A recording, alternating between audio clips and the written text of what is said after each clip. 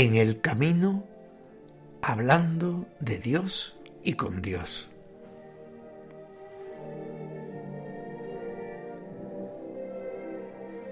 Un encuentro semanal con la palabra del Señor, con las buenas noticias, con el tema de cada semana, con la oración a nuestro Padre Santo Domingo.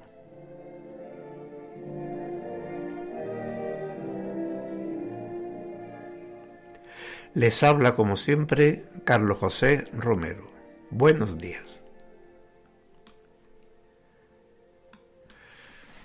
Buenos días, segundo domingo de Navidad. En esta efemérides, en este domingo, la Iglesia nos vuelve a proponer el prólogo del Evangelio de San Juan. Un prólogo en el que yo destacaría, sobre todo, ese paralelismo entre el libro del Génesis y lo que supone el nacimiento de Jesús. En el Génesis es la palabra de Dios, es ese logos el que hace posible que todo exista, que nosotros existamos. Y en ese momento Cristo ya estaba ahí. Era la palabra de Dios que ha creado todo lo que existe. Y esa palabra ahora se hace vida, se hace nuestra propia vida, entra en nuestra propia historia. Dios se hace hombre como nosotros en un humilde establo de Belén. Dios se hace historia. Dios, como dijimos, acepta nuestra historia, acepta cómo somos con nuestras debilidades, con nuestras incompetencias, y viene a transformar definitivamente la creación en esa historia de amor que comenzó en el Génesis. Transforma al hacerse fundamentalmente uno de nosotros. Por lo tanto, ya no podemos decir Dios está arriba, nosotros no. Dios está donde está el hombre. Y, al mismo tiempo, el hombre está donde está Dios. No se puede separar. Esa es la gran noticia que hoy nos transmite el Evangelio de San Juan. Capítulo 1, versículo del 1 al 18. En el principio ya existía la palabra, y la palabra estaba junto a Dios, y la palabra era Dios. Ella estaba en el principio junto a Dios. Por medio de ella se hizo todo, y sin ella no se hizo nada de cuanto se ha hecho. En ella estaba la vida, y la vida era la luz de los hombres. Y la luz brilla en la tiniebla, y la tiniebla no la recibió. Surgió un hombre enviado por Dios que se llamaba Juan. Este venía como testigo, para dar testimonio de la luz, para que todos creyeran por medio de él. No era él la luz, sino el que daba testimonio de la luz. El Verbo era la luz verdadera que alumbra a todo hombre, viniendo al mundo. En el mundo estaba, el mundo se hizo por medio de él, y el mundo no lo conoció. Vino a su casa y los suyos no la recibieron, pero a cuantos recibieron la palabra les dio poder de ser hijos de Dios, a los que creen en su nombre. Estos no han nacido de sangre, ni de deseo de carne, ni de deseo de varón, sino que han nacido de Dios. Y la palabra se hizo carne y habitó entre nosotros, y hemos contemplado su gloria, gloria como del unigénito del Padre, lleno de gracia y de verdad. Juan da testimonio de ella y grita diciendo: Este es de quien yo dije, el que viene detrás de mí se ha puesto delante de mí porque existía antes que yo. Pues de su plenitud todo hemos recibido gracia tras gracia, porque la ley se dio por medio de Moisés, la gracia y la verdad nos ha llegado por medio de Jesucristo. A Dios nadie lo ha visto jamás. Dios unigénito, que está en el seno del Padre, es quien lo ha dado a conocer. Y junto a esta buena noticia de la gracia que el Señor nos concede a cada uno, la buena noticia en nuestra iglesia y en nuestro mundo. Concretamente hoy vamos a decir dos. Hoy, por ejemplo, acabo de enterarme que la semana pasada se abrió un proceso para dirimir la posibilidad de un milagro ocurrido en San Fernando y que podría definitivamente abrir la puerta a la canonización de nuestro querido cardenal arzobispo de Sevilla, Marcelo Spínola y Maestre. Efectivamente, en la Iglesia Catedral de las Fuerzas Armadas, con la presidencia del arzobispo castrense Juan del Río y también con la asistencia de nuestro cardenal amigo Vallejo, se procedió a abrir este proceso y a la designación de los distintos miembros del tribunal. Esperemos que realmente este milagro, que consistió en la curación milagrosa de una grave enfermedad que tuvo una feligresa de la parroquia castrense de San Francisco de Asís en San Fernando, pues pueda efectivamente considerarse un milagro realizado por intercesión de nuestro cardenal arzobispo y podamos pronto verlo en los altares. Otra noticia singularmente también importante es la de que un fraile dominico, que también es científico y biólogo, está trabajando en lo que se llama el proyecto Paguasa, Esperanza, de una vacuna anti-COVID de bajo costo para que también las personas con menos capacidad de adquisición, los países más pobres, puedan tener también su vacuna sin depender tanto de las multinacionales y de los países ricos.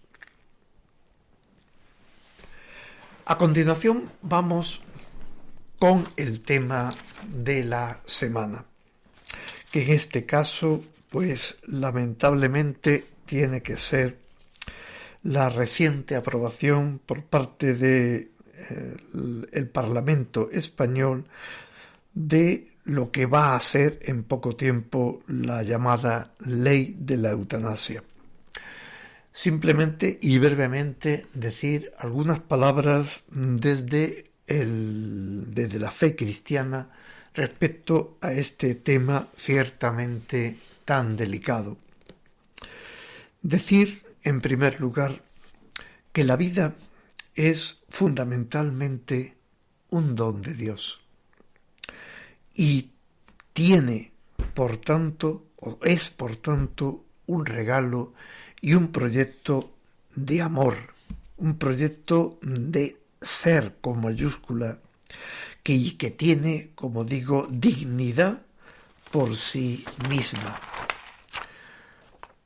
Por tanto, la vida, podemos decir, parafraseando alguna frase de los que son favorables a la eutanasia, tiene ya calidad en sí misma, aunque no sirva, aunque genere problemas, inconvenientes, sufrimientos para la persona y para los que rodean a las personas.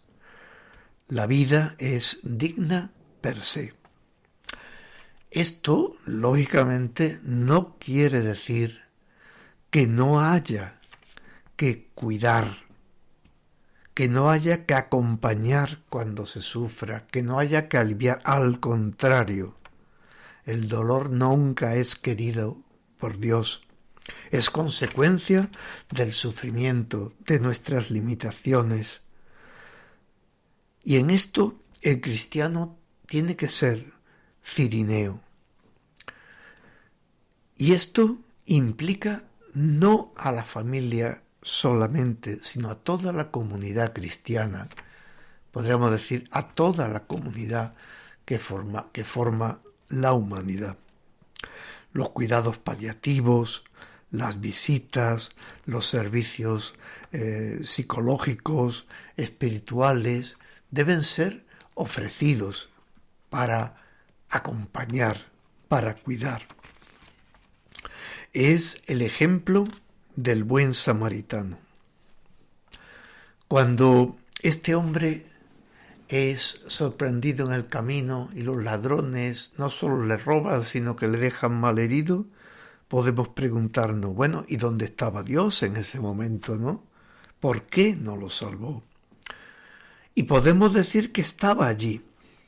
Estaba, por ejemplo, una vez que lo dejaron tirado, en el corazón de las 3 personas que pasan y lo ven. Pero ciertamente lo ven, pero no lo miran. Solo uno, el samaritano, supo realmente verlo, mirarlo como un hermano. Sin embargo, hoy la sociedad prefiere realmente ver, o mirar sí, pero para otro lado. Hoy quizá nuestra sociedad suscita un concepto de vida útil, que como dice el Papa, descarta al que no es capaz de ofrecer algo y te invita pues a quitarte de en medio cuando ya no puedes disfrutar, entre comillas, de la vida cómoda, sin problemas, alegre. Pero la alegría cristiana está sobre todo en dar, aunque suponga llevar la cruz, porque el amor implica poder estar ahí con el que sufre, con el que se duele, porque el amor, como decía Teresa de Calcuta, no es posible sin un dolor, pero es un dolor entregado que llena al que da y al que recibe. Yo recuerdo hace unos años que un documental sobre una persona, un sacerdote, cuyo carisma es servir de ayuda a las personas enfermas, a las personas que han de llevar una vida difícil, atada a lo mejor incluso a un aparato de diálisis, y estar acompañándolo en todo momento. Y me maravilló esa vocación, una vocación que le hacía estar profundamente contento de poder compartir la vida de estas personas, de ayudarles y de él sentirse también ayudado. En el camino. Bueno, pues en el camino hoy podemos plantear que vamos a comenzar nuestro itinerario a Compostela. Y la primera parada la tendríamos que hacer una vez que abandonamos Sevilla, pasamos por Santiponce y nos detenemos en Guillena. Guillena, a 22 kilómetros de Sevilla, con la parroquia de Nuestra Señora de la Granada, su patrona, que nos recibe a cada uno de nosotros peregrinos, que nos acompaña como nos acompaña Santiago, el amigo del Señor, el hermano de Juan, el mejor amigo de Jesús, los hijos de Zebedeo, nos acordamos de Santiago, que era pescador, y que estando pues en faena con su padre, Jesús lo llama y él no duda en un instante en dejarlo todo y seguirlo. ¿Cuál es nuestra vocación? El Señor nos llama a cada uno a ser y a seguirle. El camino de la vocación es el camino de la fe, y ésta se va gestando en nuestra vida. Vamos a pedir en esta primera etapa del camino al Señor Santiago que nos ayude a seguir a Jesús como Él, a ser también un buen amigo del Señor. Y por fin la oración. Y la oración junto a Santo Domingo. Santo Domingo, como es conocido, nace hacia 1170 en un pueblo de la provincia de Burgos que se llama Caleruega, y él fue hijo de don Félix de Guzmán y de doña Juana de Aza. Nace en una familia profundamente cristiana y junto a sus dos hermanos, Antonio y Manés, que también sería fraile dominico, desarrollan un verdadero seguimiento a Cristo. Poco conocemos de los primeros momentos de la vida de Santo Domingo. Sí sabemos, como nos cuenta la tradición, que su madre, estando en el proceso de gestación de Domingo, dicen que tuvo un sueño que se manifiesta luego en la iconografía del santo. Soñó que su hijo pues era como un cachorro que con una antorcha en la boca iba a iluminar a todo el mundo. Ella era una gran devota de Santo Domingo de Silos y periódicamente acudía a él y le pedía por el hijo que iba a nacer. Esa, según la tradición, es la causa por la cual Santo Domingo se llama pues de esta manera, ¿no? Pidamos a Santo Domingo, especialmente en este día de hoy, que seamos conscientes de lo que supone seguir al Señor. Y, por ejemplo, hagamos pues una pequeña oración hoy con Él. Ya sabemos que según la tradición, Él nos plasmó como varias formas de orar, según se lee en las vidas de los frailes, y que podemos contemplar en una serie de dibujos que vamos a ir efectivamente viendo a partir del próximo día. Concretamente son 9 formas de orar. Y la primera, el modo primero, era la inclinación del altar, como si Cristo en él representado estuviera allí realmente y personalmente. Algunas veces recordaba a los frailes la palabra de Judith, la gran heroína del Antiguo Testamento. Siempre te fue grata la súplica de los humildes y de los pacíficos. Y así, Santo Domingo, puesto en pie, inclinaba con humildad la cabeza y el cuerpo ante Cristo, considerando su condición de siervo y la preeminencia de Cristo, y se entregaba entero a reverenciarlo. Enseñaba a los frailes que hicieran otro tanto siempre que pasaran ante el crucifijo, de modo que Cristo, quien se rebajó por nuestra causa hasta el extremo, nos viera a nosotros inclinados ante su majestad. Este modo, tal como se describe en el primer modo de orar, con una inclinación profunda, era el gran comienzo de su devoción.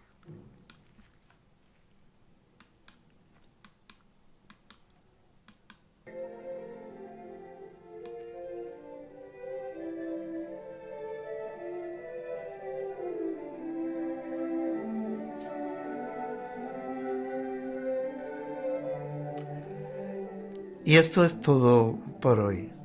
Que tengan muy buen día.